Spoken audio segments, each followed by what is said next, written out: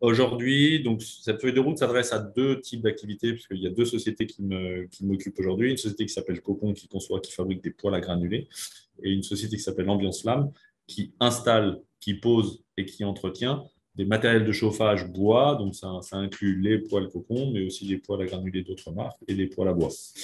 Ma feuille de route que je trouve pourtant très ambitieuse, parce que très décalée par rapport à ce que je fais aujourd'hui, m'apparaissait dans les sessions 2, 3, donc il y en a 6 au total dans le début, un peu extravagante, un peu, surtout quand Christophe Semple nous parle de régénération, je me dis, oh là là, je suis entré dans une secte, ça va être compliqué d'être régénératif sur mon activité économique.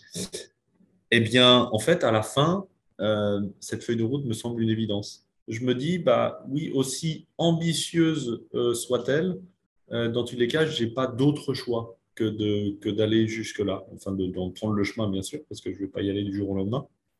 Mais ça renforce énormément l'énergie et la motivation que je vais mettre dedans. Puisque la montagne est tellement grosse à déplacer, on ne peut pas le faire tout seul.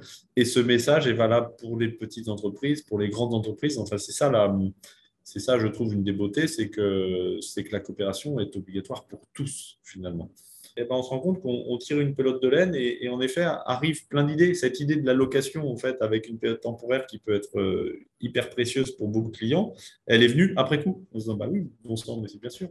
Elle sera peut-être un peu différente, la direction co-décidée ou collégialement décidée, mais elle aura le mérite d'être collégiale et donc d'être beaucoup plus solide en termes d'embarquement. C'est étonnant hein, quand on fait ce parcours de pensée, on se dit mais pourquoi on n'y a pas pensé plus tôt finalement? C'est tellement, tellement évident à la fois de sincérité et d'efficacité finalement. A priori, les collaborateurs n'étaient pas sensibles au sujet, mais en fait, ils n'étaient pas loin. Ils n'étaient pas loin d'être sensibles. Il fallait juste une petite impulsion pour les faire basculer et ouvrir les yeux sur la beauté de leur métier finalement.